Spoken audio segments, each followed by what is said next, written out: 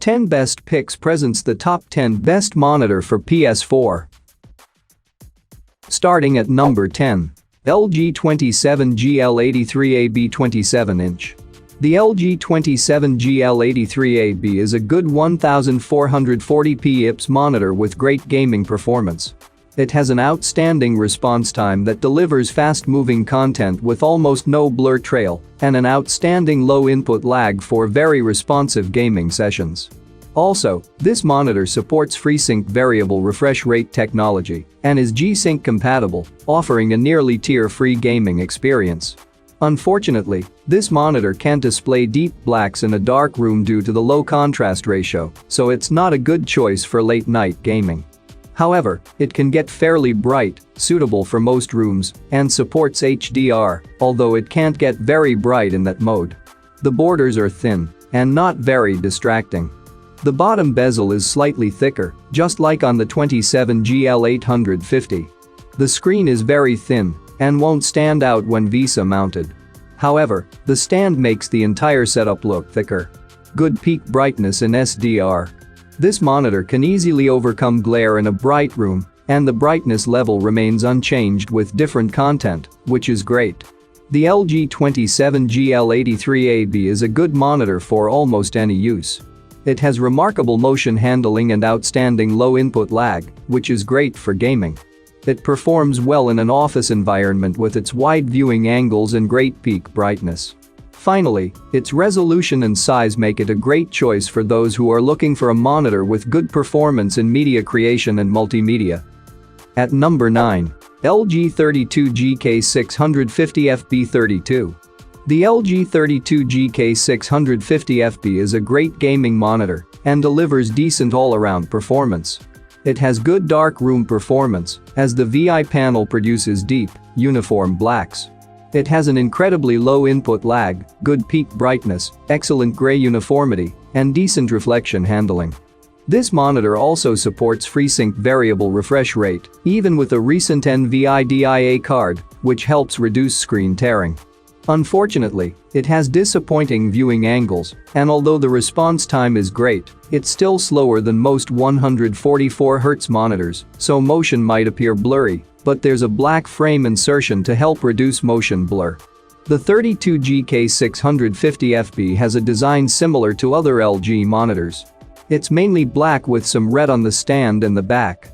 It looks like the 32GK850G, but the red circle on the back isn't illuminated. The stand has decent ergonomics. It has an okay height adjustment and limiting swivel and tilt range. It can also rotate to portrait orientation, but only clockwise. The red circle isn't illuminated like the 32GK850G. There's a clip on the back of the stand that can be used for cable management, and there's also a quick release to remove the stand in a pinch. This monitor has a decent build quality. Like the 32GK850G, it's almost entirely made of plastic, and the stand is a bit wobbly, but there are no obvious areas of concern. The LG 32GK650FB is a decent display for most uses, but it's best suited for gaming. As is the case with most VI panel monitors, it looks great in a dark room and produces deep, uniform blacks, but the image degrades when viewed at an angle. It has a low input lag and a great response time, but some transitions are slow, so motion is still a bit blurry. Number 8 of my list. Samsung QN900A. The new Samsung Neo QN900 QLED is going to be the first 8K TV for a lot of people who want to absolutely splurge on their next television purchase and blissfully buy into Samsung's vision for top-end TVs in 2021. Big, bright, beautiful and before our own eyes, the 85-inch Neo QN900 stood in front of us ahead of CES 2021 running a looped 8K video that showed off exactly where this display makes its biggest improvements. Pretty much everywhere, including a price drop compared to last year's flagship set. Samsung's first trick for 2021 involves shrinking its LEDs to 1/40th of their traditional size to increase both brightness and black levels. This allows for more precision and less blooming, so you won't see bright areas of the screen. Unnaturally exclusive to the QN900 is matrixing technology that reduces the space between the edges of the screen, where pixels end and the incredibly thin bezels begin. It's a small change by definition, but a big enough deal to use Samsung's edge-to-edge infinity screen moniker from the Galaxy phone series. Of course, at screen sizes of 65, 75, and 85 inches, it's at a whole different scale here than the forthcoming Galaxy S21. The Neo QN900 is Samsung's flagship QLED TV in 2021 with over-the-top specs that, like its bezel-less infinity screen, knows no bounds. It's incredibly bright thanks to its use of smaller LEDs, which offer better peak brightness than Samsung's previous QLEDs. And yet it has more OLED-like precision when it comes to deep black levels. Coming at number 7. TCL55 R625 55-inch. The TCL6 series R625 2019 is a good budget 4K TV that delivers a great HDR experience with a picture quality that can rival other high-end TVs on the market. Its VI panel's high contrast ratio is supported by a full-array local dimming feature, resulting in deep and inky blacks. However, its response time is a bit slow, and there are visible duplications of the image when using its black frame insertion feature. For gamers, this TV has a remarkably low input lag, but there are no advanced gaming features like FreeSync. Luckily, the TV runs on the Roku platform, which is very user-friendly and gives you access to most popular streaming services. The TCL6 Series 2019 replaces the TCL6 Series R617 2018. It's one of TCL's most popular models, and its main competitors are the Vizio M Series Quantum 2019, the Hisense H9F, and the Samsung Q70-Q70R QLED.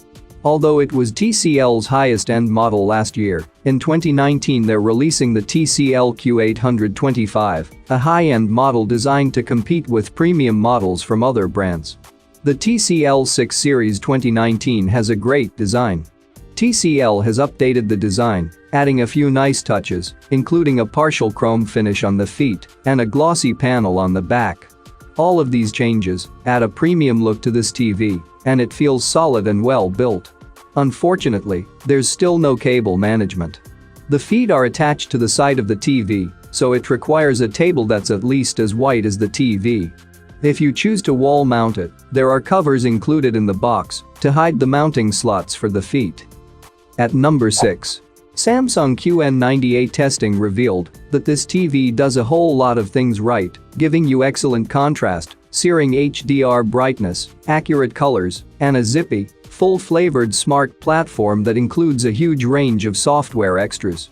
While the new mini LED backlight still doesn't entirely correct for local dimming bloom in all circumstances, the end result is an otherwise near-flawless performer. The total package here is wholly svelte, from design to performance, especially if you want a TV that looks equally good in both bright and dark environments. The only real caveat is the price. While the QN90A is a good bit cheaper than LG's G1 OLED, it's still a major investment, though we expect that price to fall later in the year. If you can't wait, we won't blame you. This TV is the searing signature on a love letter to LED TVs. The QN90A is Samsung's top-tier 4K TV series for 2021. These Neo QLED sets are so called because they deliver Samsung's first-ever combination of quantum dot color and mini LED backlights. While there may be small differences from one size to the next owing to dimming zone count, we expect the QN90A models to generally perform the same regardless of size. We test TVs in a light-controlled lab at our HQ in Cambridge, MA, but beforehand, we assemble it and run a moving test pattern on the screen for a minimum of 24 hours, which gives it time to warm up and settle into continuous operation.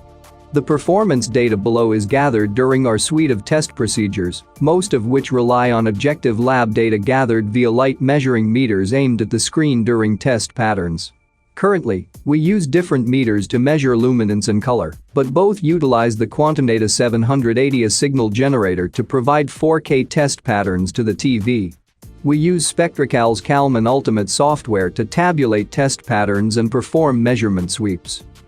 For more information and price, check out the product links in description underneath the video. Halfway of my listed number 5. Sony A90J55-inch. Sony's Bravia XR Master Series A90J4K UHD OLED TV is upper crust all the way. The picture is lush and then some, the audio is about as good as it gets in TVs, and it looks absolutely fantastic, even when not displaying an image. Perfection? Not quite. But it is one of the top 2 or 3 4K UHD TVs on the market, and in my book it's the most attractive of them all. It's not often that I'm impressed with packaging, but even that aspect of Sony's A90J series is top tier. Then again, this TV needs all that extra padding and protection. The display face is glass, not the more typical plastic, and the bezel surrounding it is so narrow, banging it against a hard surface could spell disaster. But as glass is also stiff and protective of the OLED panel behind it, it's actually much easier to handle than most TVs, where any undue pressure on the display surface could ruin it. I also quite like the TV's setup routine. It actually makes an effort to verify that you have your devices plugged into the right HDMI ports, and it uses a mic on the remote to calibrate the audio to your room environment. Cool. The A90J is still attractive, though not quite as minimalist when it's sitting on something, especially when the legs are oriented outwards from the edges, as you can in the image below. This leaves the bottom edge of the TV flush with the supporting surface, which is a look I enjoy because you can hide things behind it. You can also reorient them to provide clearance, as well as use as secondary mount points toward the middle to rest it on a smaller table or stand. The Sony Bravia XR Master Series A90J is a great TV, and its appearance when it's wall-mounted or flush-mounted on a surface is absolutely fantastic in my book. It's my all-time favorite. That said, you pay rather heavily for that last 10% of quality. If money isn't a barrier for you, go for it. You'll love it too. Coming in at number 4 of my list, LG OLED 77G XPUA. The LG CX is one of 2 entry-level OLED TVs in LG's 2020 lineup, and like any OLED, it delivers excellent picture quality. It's packed with gaming features such as FreeSync variable refresh rate support and G-Sync compatibility to reduce screen tearing. It has a near-instant response time and low input lag as well.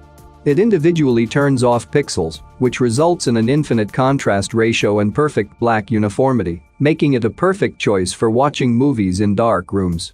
It also has wide viewing angles for when you want to watch TV with a large group of people. It displays a wide color gamut for HDR content, but it only has decent peak brightness in HDR, so some highlights may not be as vivid as the creator intended. Like any OLED, it has the risk of permanent burn-in, but we don't expect this to be a problem for those who watch varied content.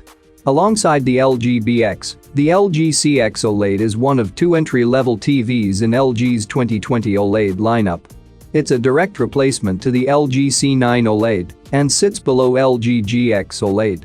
Since there aren't many OLED TVs on the market, its main competitors are other LG TVs, the Sony A80J OLED and the Vizio OLED 2020. Its LED competitors are the Samsung Q90 Q90TQ LED and the Vizio P Series Quantum X 2020. The LG CX has a sleek design with a premium feel to it, and it looks very similar to the LG C9 OLED. The silver metal on the back is a bit darker than its predecessor, but it has the same stand that allows the TV to sit close to the table. The LG CX OLED is an excellent TV for most uses. Like any OLED TV, it can produce perfect blacks and has a near-instant response time. It also has FreeSync support and G-Sync compatibility to reduce screen tearing when gaming. Unfortunately, it has a risk of permanent burn-in, but this shouldn't be an issue with varied content. It's great for watching shows during the day as it has outstanding reflection handling and wide viewing angles. At number 3, Samsung TU8300. The Samsung TU8300 is a decent TV for most uses that performs very similarly to the Samsung TU8000, but features a curved screen. Unlike previous years, this is Samsung's only curved TV for 2020. Like most VI panel TVs, it has an excellent contrast ratio and great black uniformity, though unfortunately, it lacks a local dimming feature to help further improve blacks. It has outstandingly low input lag, but unfortunately, it doesn't support variable refresh rates and only has a 60Hz panel. Overall, While it doesn't perform much better than the 2019 Samsung RU7300 or the 2020 Samsung TU8000, it's a decent choice if you're looking for a curved 4K TV. The Samsung TU8300 is the curved version of the Samsung TU8000. It's the only curved TV in their 2020 lineup and can be seen as the successor to last year's Samsung RU7300. It's one of the only curved TVs still available, but its main competitors with a regular flat screen are the Sony A90J55, the Vizio V-Series 2020, and the Hisense H65G. The Samsung TU8300 looks almost identical to the 2019 Samsung RU7300. It has fairly thin bezels around the screen, and the wide-set feet support the TV well. Due to the curved screen, the sides of the TV stick out quite a bit when wall-mounted. The Samsung TU8300 is a decent TV for mixed usage. Its excellent contrast and great black uniformity make it an alright TV for watching movies.